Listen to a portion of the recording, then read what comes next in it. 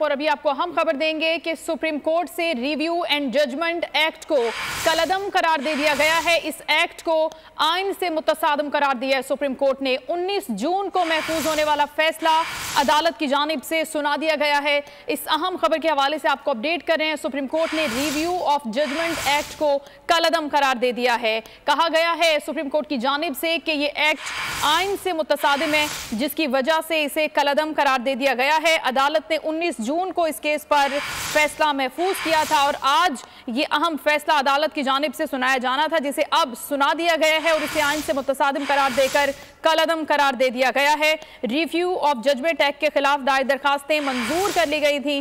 अदालत ने महफूज फैसला आज सुना दिया है। 19 जून को ये अहम फैसला महफूज हुआ था। रिव्यू ऑफ जजमेंट एक्ट को अब कलअदम करार दे दिया गया है। सुप्रीम कोर्ट की जानिब से जो ये फैसला है उसके मुताबिक पार्लियामेंट ऐसी कानून साजी का इख्तियार नहीं रखती। ये एक्ट आइन से मुतसादिम है और अब इसे कलअदम करार दे दिया गया है। अहम खबर आपके साथ शेयर कर रहे हैं। रिव्यू ऑफ जजमेंट एक्ट के हवाले से सुप्रीम कोर्ट ने अहम फैसला सुना दिया है और कहा है कि ये आइन से मुतसादिम है, लिहाजा इसे कलअदम करार दे दिया है अदालत ने। 19 जून को अदालत ने इस पर यह फैसला महफूज किया था, जिसे अब सुनाया गया है और कहा है अदालत ने कि पार्लियामेंट ऐसी किसी कानून साजी का इख्तियार नहीं रखती। ये अहम फैसला जो सुनाया गया है उसके मुताबिक इब्तदाई तौर पर जो डिटेल्स आ रही हैं इस फैसले के हवाले से, सुप्रीम कोर्ट ने कहा है कि पार्लियामेंट ऐसी किसी कानून साजी का इख्तियार नहीं रखती और इस फैसले को कलअदम करार दे दिया गया है। रिव्यू ऑफ जजमेंट एक्ट को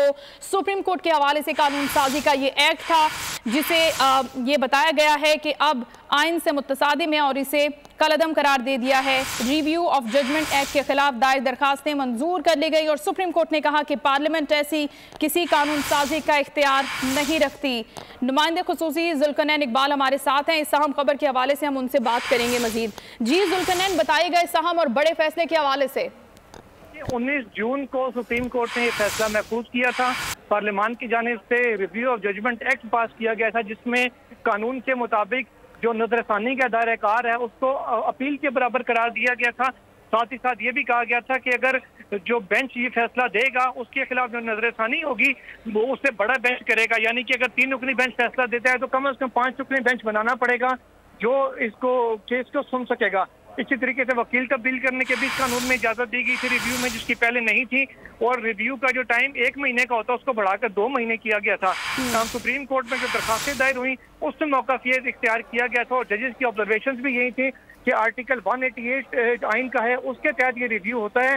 जब तक उसमें तरमीम नहीं की जाती ये मुमकिन नहीं होगा कि सिंपल लेजिस्लेशन से, यानी कि ऑर्डनरी एक बिल के जरिए ये इख्तियारात को वसी किया जा सके, इसको बढ़ाया जा सके रिव्यू का।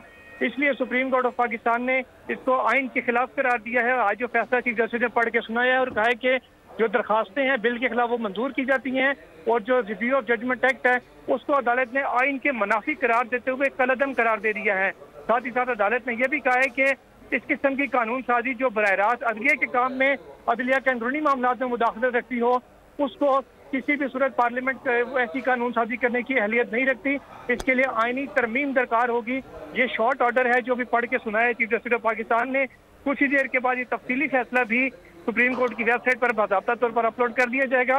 लेकिन फैसले का जो ऑपरेटिव पार्ट है, जो मेन करक्ट है, वो यही है कि रिव्यू ऑफ जजमेंट एक्ट, जो आपको इसका बैकग्राउंड भी बता दूं कि जो 14 मई को इलेक्शन कराने का सुप्रीम कोर्ट का हुक्म था, उसके हवाले से उसके जमात के दौरान ये कानून बनाया गया था गवर्नमेंट की जानिब से, ताकि जो 14 मई को इलेक्शन है उसको मज़ीद डिले किया जा सके और बेंच में तब्दीली किसी तरीके से मुमकिन बनाई जा सके। उसी दौरान वो 14 मई वाला केस सुप्रीम कोर्ट ने रोक दी और पहले इसको सुना और इसको अब कलअदम करार दे दिया है। अब जो जितने भी नजरसानी दरखास्तें रुकी हुई थी इस कानून की वजह से, उन सब के ऊपर अब 1 बाय 1 समाअत होगी और ऐन मुमकिन है कि जो इंतखाबात के हवाले से केस था जिसमें फंड जारी करने का ऑर्डर दिया गया था वो भी शायद अब दोबारा समाअत के लिए मुकर्रर हो जाए। ये फैसले के असरात हैं। जो मेन क्रक्स ऑफ फैसले का वो यही है कि रिव्यू ऑफ जजमेंट एक्ट को सुप्रीम कोर्ट ने आइन और कानून के मुनाफी करार देते हुए कलअदम करार दे दिया है। ठीक है जुल्करनैन, अगर हम बात करें इस थोड़ा सा बैकग्राउंड के हवाले से इस एक्ट के, तो इसमें यही था कि जो भी ऑर्डर आएगा सुप्रीम कोर्ट से उसे पार्लियामेंट इससे पहले रिव्यू कर सकती है, नजरसानी कर सकती है, पार्लियामेंट उसे चेंज कर सकती है। इसके हवाले से हमें मजीद डिटेल्स दीजिएगा कि ये एक्ट असल में था क्या। देखिए, ये एक्ट असल में ये था कि जो भी सुप्रीम कोर्ट का फैसला है उस पर नजरसानी के लिए जिस पे बेंच ने फैसला दिया है उससे बड़ा बेंच होगा। यानी अगर 3 जजेस का फैसला है तो 5 जजेस वो रिव्यू सुन सकेंगे और नजरसानी का दायरा कार क्योंकि वैसे नॉर्मली सुप्रीम कोर्ट रूल्स के मुताबिक बड़ा महदूद है कि सिर्फ अगर कोई गलती फैसले के अंदर नजर आ रही हो, कोई क्लैरिकल मिस्टेक हो या कोई बड़ा ऐसी कोई कानून के खिलाफ वर्जी हो गई हो, उसको सिर्फ पॉइंट आउट किया जा सकता था। दोबारा से समाअत नहीं होती थी रिव्यू में, लेकिन इस कानून के तहत रिव्यू को अपील की तरफ पर यानी कि असर-ए-नो समाअत के लिए उसका दायरा कार बढ़ा दिया गया था, जिसको सुप्रीम कोर्ट ने खिलाफ आइन करार दिया और कहा है कि आर्टिकल 188 के तहत सुप्रीम कोर्ट अपने फैसलों पर नजरसानी का इख्तियार रखती है।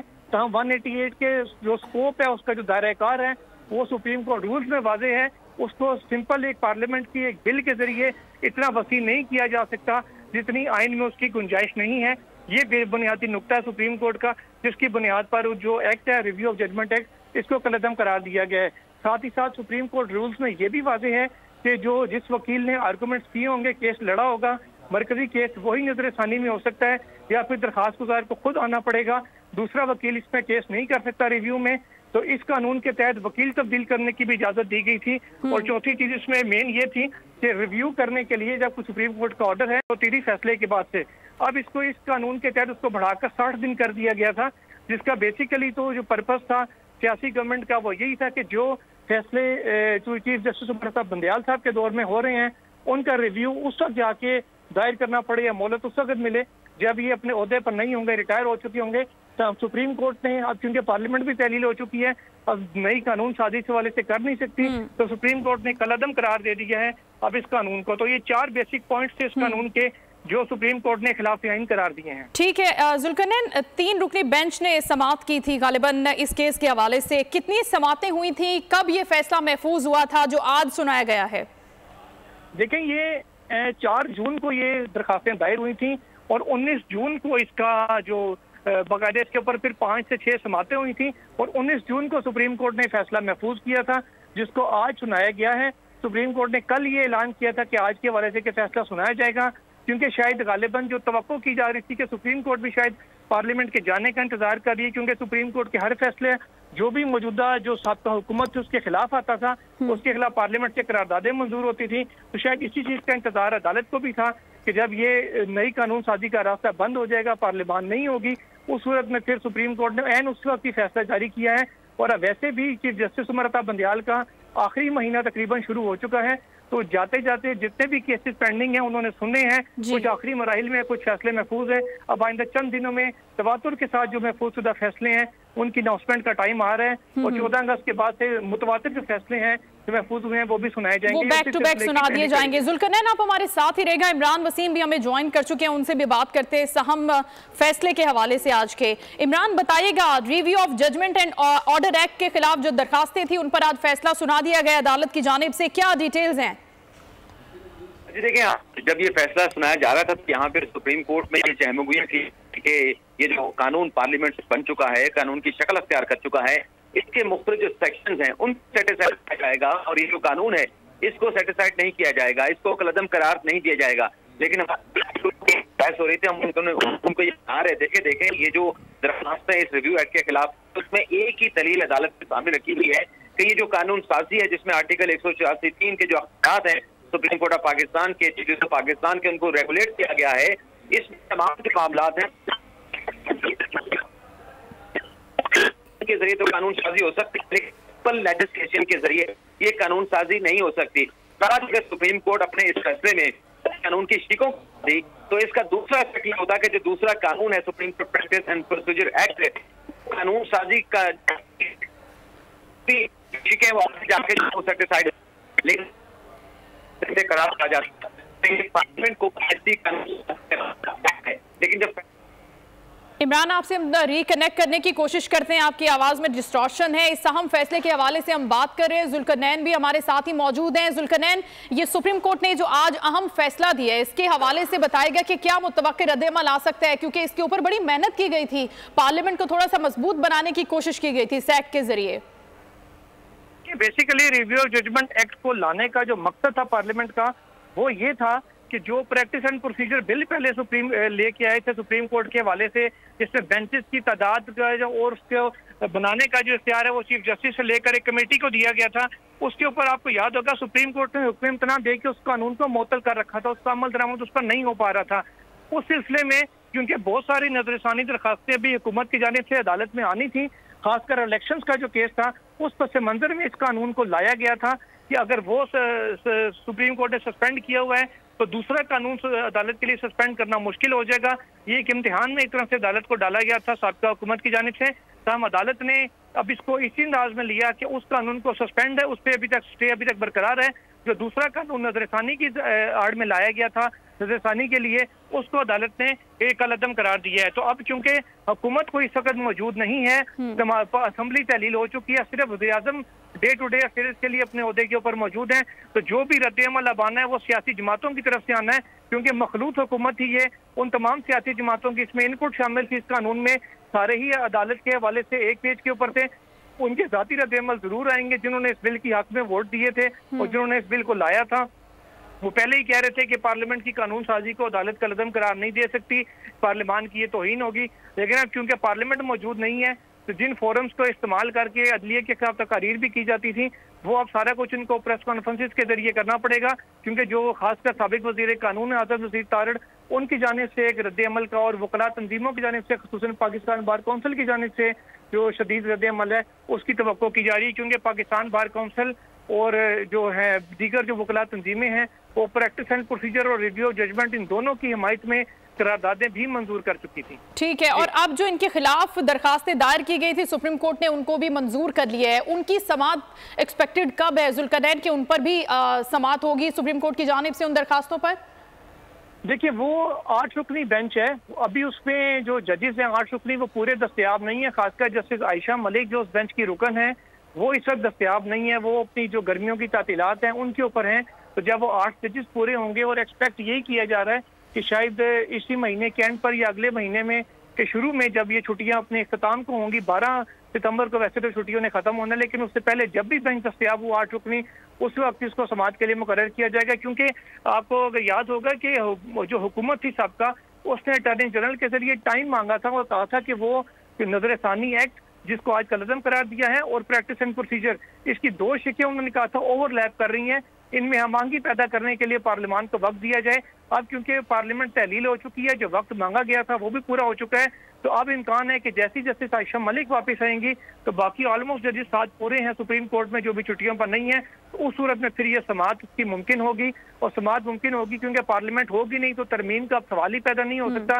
कि पार्लियामेंट नहीं तरमीम करनी थी, लिहाजा उसके ऊपर भी जल्द अज जल्द कोशिश होगी सुप्रीम कोर्ट की कि बाज़ाब्ता कोई फैसला जारी किया जाए। ठीक है जुल्करनैन, अभी ये शॉर्ट ऑर्डर है जो हम अपने नाज़रीन तक शेयर कर रहे हैं कि अब इसे कलअदम करार दे दिया गया है और बताया गया है कि ये आइन से मुतसादिम है। कौन सा आर्टिकल है आइन का जिसके तहत इसे फारिग किया गया, कलअदम किया गया? क्या ये तफसीली फैसला आने के बाद ही हम बता सकेंगे? देखिए, आर्टिकल 188 है जिसके गिर्द ये सारा केस घूम रहा था। आर्टिकल 188 के तहत ही सुप्रीम कोर्ट के जो फैसले हैं उनके ऊपर नजरसानी दरखास्तें दायर होती हैं। ये आर्टिकल 188 के तहत ही ये कानून बना था और उसी के मुतसादिम इसको करार दिया गया और कहा गया कि आर्टिकल 188 में जब तक तरमीम न कर दीजिए आईनी तौर पर जो पार्लियामान की दोनों ऐवानों से 2/3 अक्सरियत से मंजूर होनी है, जो सादा कानून साजी है एक बिल के जरिए, उसके जरिए इस किस्म की लेजिस्लेशन मुमकिन नहीं होगी। साथ ही साथ अदालत ने जो उसमें अपने केस के दौरान भी कहते रहे हैं, जो अपने फैसले में भी सुनाया है पढ़ के, वो यही कहा है कि पार्लियामेंट की कॉम्पिटेंस नहीं थी इस किस्म की कानून साजी करने की, यानी कि पार्लियामान इस किस्म की कानून साजी का इख्तियार नहीं रखती थी जो अदलिया के अंदरूनी मामलात हों, क्योंकि ये सारी चीज़ें वकील तब्दील ना करने की इजाज़त हो या 30 दिन के अंदर रिव्यू फाइल करना हो या सेम बेंच ने रिव्यू सुनना हो, ये सारी बातें सुप्रीम कोर्ट रूल्स के अंदर मौजूद हैं। 1980 के जो सुप्रीम कोर्ट के रूल्स हैं जो आईन पाकिस्तान के तहत बनाए गए थे, क्योंकि आइन के पास सिर्फ सुप्रीम कोर्ट रूल्स हैं जो अदालत को गवर्न करते हैं, उसके बीच में कोई लेजिस्लेशन नहीं है, तो इसलिए अदालत ने कहा है कि ये सब चीज़ें ऑलरेडी सुप्रीम कोर्ट रूल्स में मौजूद हैं जो आइन के तहत बनाए गए हैं, लिहाजा किसी भी किस्म के सिंपल जो लेजिस्लेशन है वो उससे जो दायरा कार है वो नहीं बढ़ाया जा सकता। तो आर्टिकल 188 के बेसिकली इसको मुनाफी करार दिया गया है। तो हम कुछ ही देर के बाद जो बाज़ाब्ता तफसीली फैसला है की वेबसाइट के ऊपर आपसे चंद लम्हों बाद अपलोड कर दिया जाएगा। मजीद जो तफसीलात हैं वो फैसले के अंदर होंगी कि फैसले के ऊपर अदालत किस तरह इस नतीजे पर पहुंची, उसकी वजूहात क्या हैं, वो सारी उसके अंदर अदालत ने तफसील से बयान की गई हैं। ठीक है जुल्करनैन, अगर हम अपने नाज़रीन के लिए एक बार फिर से रिव्यू ऑफ जजमेंट एक्ट के हवाले से बात करें कि क्यों नौबत पेश आई पार्लियामेंट को इसके हवाले से काम करने की और यहाँ पर सुप्रीम कोर्ट के प्लेटफॉर्म पर उसे ताकि मंजूर कराया जा सके, तो क्या बैकग्राउंड है, क्यों बनाने की जरूरत पड़ी इस एक्ट को? देखिए, पहले तो सुप्रीम कोर्ट के लिए बनाया गया था प्रैक्टिस एंड प्रोसीजर एक्ट, जिसमें चीफ जस्टिस से काफ़ी इख्तियारात जो उनकी खासकर बेंचेस की तश्कील के और मुकदमात मुकर्रर करने के हवाले से थे, वो लेकर चीफ जस्टिस के साथ 2 जो सीनियर मोस्ट जजेस होंगे, 3 दूसरी कमेटी बना के उसके हवाले किए गए थे। उस कानून को जब सुप्रीम कोर्ट के 8 रुकनी बेंच ने हुक्म इम्तना दे के मुअत्तल कर दिया, तो जो हुकूमत का एक प्लान था चीफ जस्टिस ऑफ पाकिस्तान से पावर लेने का, वो काफ़ी हद तक उनका नाकाम होता नजर आ रहा था। उसके बाद जब 14 मई को सुप्रीम कोर्ट ने फैसला दिया कि 14 मई को पंजाब में इंतखाबात करवाए जाएं, उसके खिलाफ इलेक्शन कमीशन की नजरसानी दरखास्त पर समाअत हो रही थी और अदालत इस नतीजे पर पहुंची थी इब्तिदा में ही कि इलेक्शन कमीशन ने तो इंतखाबात कराने की हामी भरी थी, अब वो नजरसानी दरखास्त दायर कर ही नहीं सकता, तो उनकी दरखास्त मेंटेनेबल भी है या नहीं। अदालत की जानिब से जब ये सवाल जारी थे कि अचानक से अटॉर्नी जनरल ऑफ पाकिस्तान ने कहा कि supreme court review of judgment act आ चुका है और इस कानून की मौजूदगी में, जिसकी सदर पाकिस्तान आरिफ अलवी मंजूरी दे चुके हैं, अब नजरसानी दरखास्त को जो लार्जर बेंच है वही सुन सकता है, मौजूदा बेंच को सुनने का अहल नहीं रहा। फिर चीफ जस्टिस ने कहा कि हम इस कानून का जायजा लेंगे, तभी इसके ऊपर आगे बात होगी। उसके हवाले से अटॉर्नी जनरल ने कुछ दलाइल दिए। उसके बाद जो 3 दरखास्तें आई इस बिल के हवाले से, 2 वकला की जानिब से आई और एक जो जूरिस्ट फाउंडेशन के वकील हैं रियाज राही, उनकी जानिब से आई। फिर चेयरमैन तहरीक इंसाफ की जानिब से शुएब शाहीन पेश हुए, उन्होंने भी अपने कुछ आर्गूमेंट्स इस हवाले से किए। तो बुनियादी तौर पर 3 दरखास्तों उसके खिलाफ फिर पहले इनके ऊपर समाअत हुई। इनके ऊपर जब समाअत मुकम्मल हो चुकी तो उसका फैसला आज अदालत ने सुनाया है। इसी तनाजुर में जो इलेक्शन का केस था, वो इलेक्शन वाला केस बैकग्राउंड में चला गया, क्योंकि नजरसानी दरखास्त किसने सुननी है पहले ये तयन होना था। जो तयन अब हो चुका है तो उसका स्कोप लिमिटेड ही रहेगा, महदूद ही रहेगा। साथ ही साथ जो जजेस की तादाद है वो भी उतनी ही रहेगी जिन्होंने पहले फैसला दिया था। अब ये चीज़ें इस हद तक क्लियर हो गई हैं। अब इलेक्शन कमीशन की नजरसानी दरखास्त थी जिसमें उन्होंने कहा था कि वो 14 मई को इंतखाबात कराने से कासिर हैं, उसकी जो बात उन्होंने दी थी, अब उसके ऊपर अदालत किसी भी दिन उसको समाअत के लिए मुकर्रर करके उसके हवाले से बाकायदा फैसला भी अपना जारी करेगी। ठीक है, अगर आपको ये वीडियो पसंद आई है तो हमारे चैनल को सब्सक्राइब करें और बेल आइकन को प्रेस करें। तारीख का अमीन,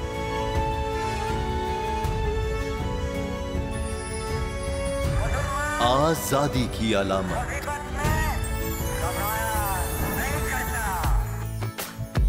हुस्न का आईनादार, फिक्र नजरिए की अक्कास, सरफराजी का गवाह, यानी हम सबका निगहबान पाकिस्तान।